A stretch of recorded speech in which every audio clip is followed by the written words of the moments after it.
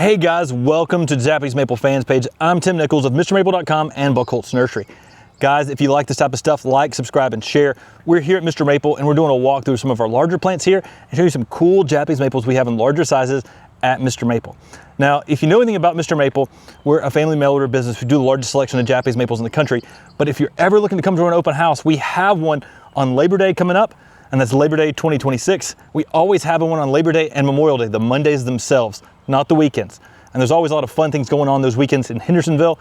So come, have a great time, and come to our open house, which will be on the Mondays, typically from 8 a.m. to 4 p.m. on Memorial Day and Labor Day. You can mark those dates on your calendar. That's our consistent open houses each and every year. Let's get into this walkthrough. Y'all, we love Japanese maples here at Mr. Maple, and one of the classics that we've got some 6 gallons of here is Acer palmatum tamukiyama. These are some low grafts. Tamukiyama is a tree that does well at higher elevations because it leaves out later. It also means it avoids layer threats of frost in areas that have a lot of frost problems. This is a low weeping lace leaf, 6 foot by 7 foot in 10 years. Holds its color real well, heat tolerant, and because it leaves out late, cold tolerant as well. As we're coming down through here, I've got some Acer japonicum Gossamers. Now, Gossamer is one of my favorite Acer japonicum selections. It has small thread-like foliage. It has yellows to oranges in the fall. This is a selection found by Billy Schwartz at the original Red Maple Nurseries underneath a tree labeled Aconitafolium, which isn't the Makujaku we know today. It has leaves more like a Vitafolium, or really more like a rising sun. But this tree is beautiful. Billy thinks that this is a hybrid between Acer palmatum dissectum and Acer japonicum. And while it could possibly be that exception, we do know that there is a barrier between japonicums and palmatums typically hybridizing. This thing's super slow. It's one of the slowest growing Japanese maples, and because it has this thread-like foliage of a lace leaf on that new growth. Older growth can look a little more green cascade-like, but I mean, this tree is simply amazing. One of the slowest growing japonicums you can have out there in the trade. Guys, a lot of cool conifers out here in this field as well. Mr. Maple, we don't do just maples, we do conifers and other rare plants. Check those out on Mr. Maple. But let's check out some of the other cool maples we've got through here, and there's a lot. As I come through on the right, guys, this is Acer japonicum Makujaku, the dancing peacock Japanese maple. It has this foliage that looks like a peacock when we flip that leaf like that. It goes yellows to oranges in the fall. It's one of the most popular japonicums that we have in the trade today, 8 to 10 foot in height and width in 10 years, and yellows, oranges, and reds in the fall. Also get some nice blooms on the fall, nice blooms in the early spring, which contrasts well with the green foliage. The blooms are larger than most Japanese maple blooms, and they're a cherry red, so they definitely stand out. Guys, down here, we've got some 6 to 7 gallons of Sherman's Nordlich. Now, Sherman's Nordlich is a dwarf dawn redwood with creamy foliage. It was found as a cultivar, a witch's broom on the cultivar white spot. And witch's broom dwarf mutations, they happen for unusual reasons. We don't know exactly why. But take a graft off of it and you have a dwarfer selection. This one will end up getting about 6 foot in 10 years, as opposed to a regular dawn redwood that could be 30 feet in 10 years. This is a more miniature tree for the garden. It can handle wetter places. I mean, it can handle dry places in the garden too, but dawn redwoods can handle wetter places where Japanese maples can't go, and you can get some creamy foliage. There's something interesting out there. Now, one thing I love are seedlings, going through seedlings from Makawi Etsubusa. And we've got a lot of them here at Mr. Maple, and I'll show you a few right through here and right down through here. Those are some seedlings that are out here in full sun, and you never know what you're gonna find. Sometimes I'm walking through here, even the trees that we've had out at open house, and I find something that I wanna take home and keep or evaluate more here at the nursery. There's actually a section of larger 1 gallons right through here as well of those Makawi Etsubusa seedlings. Now, when you see these on MrMaple.com as listed as a seedling from Makawa, they all have that tightly layering structure. Some of these leaf out though is red, yellows, and oranges because they're not truly Makawi Etsubusa. They are a seedling, so there's a lot of variability in there. And that's why it's fun to go through and fun to find and see what you can find when you look through those seedlings from Makawa. Coming down through here are some 3 gallons of MrMaple Nebula.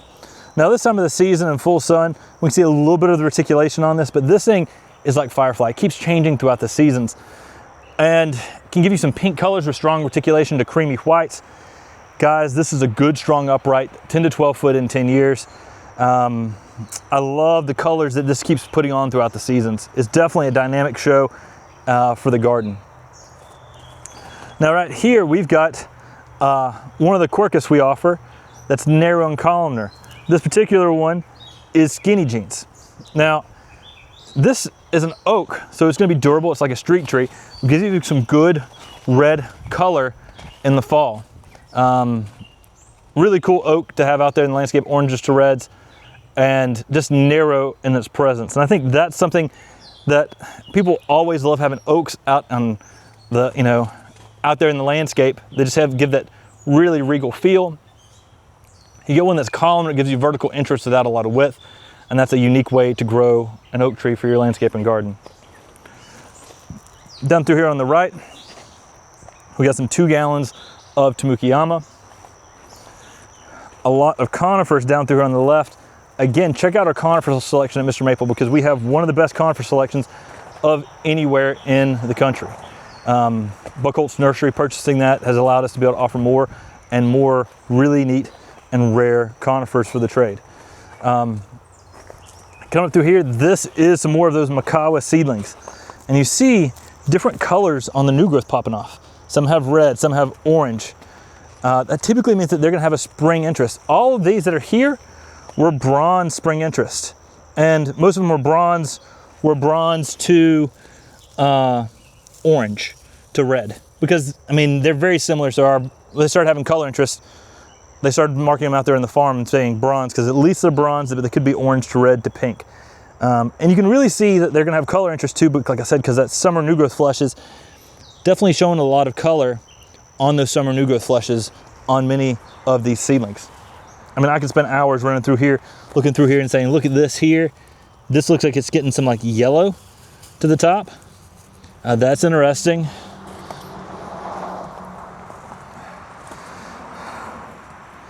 And down through here, we've got even more Macawa seedlings lined out down through here throughout the grounds.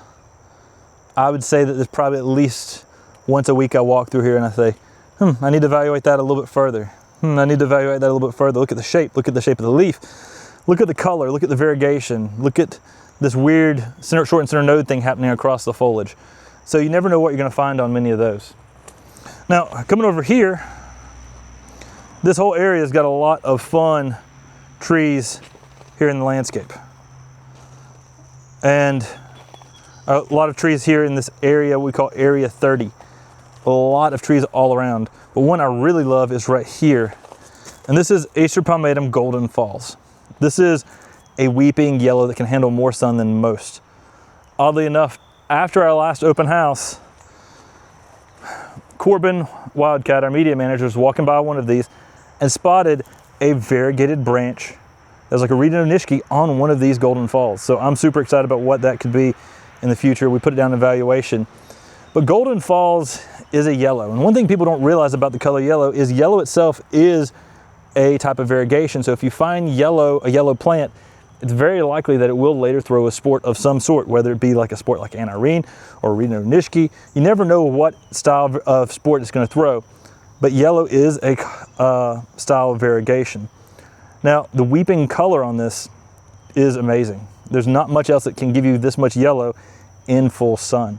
The J.C. Rouston Arboretum, they say this is one of the most heat-tolerant yellows that they've grown in Raleigh, North Carolina in full sun. And they don't put them on a watering system, they put them out there in the landscape and let them thrive and do well and by themselves. And on a hill, full sun in Raleigh, North Carolina, this tree is thriving and doing great. Y'all, a bunch of cool 3 gallons here that you can find only at MrMaple open houses. Back here, you also see some 6 gallons of Acer palmatum Rhode Island Red. Now, Rhode Island Red is a container plant. It's a great container plant. It's a dwarf bloodgood-like tree that'll end up getting 4 foot by 5 foot in 10 years. Cherry red in the spring, but it has that rounded out form found by Rhode Island Nursery that people always try to trim a bloodgood back to be. Definitely a cool Japanese maple for the landscape. Now, a cool conifer right here are these Biltmore Blues. Biltmore Blue was found as a witch's broom, a dwarf mutation on the Biltmore estate with blue color on a Pinus strobus, a white pine that's native here in western North Carolina. This one had great blue color, and a marksman came out and shot this broom out of the tree, high up in the tree on the Biltmore estate, and then it was taken to Highland Creek Nursery and grafted.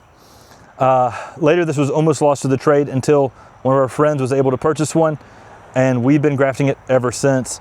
Guys, amazing dwarf blue conifer for the landscape from the famous estate from the Vanderbilts, the Biltmore estate. Guys, hope you enjoyed today's walkthrough here at mrmaple.com. On the Japanese Maple fans page, make sure you like and subscribe. And as always, make sure you shop with us on Mr. Maple. Check us out on the Mr. Maple Show here too, on YouTube, where we put out daily content all about Japanese maples. Take care, God bless, and have a great day.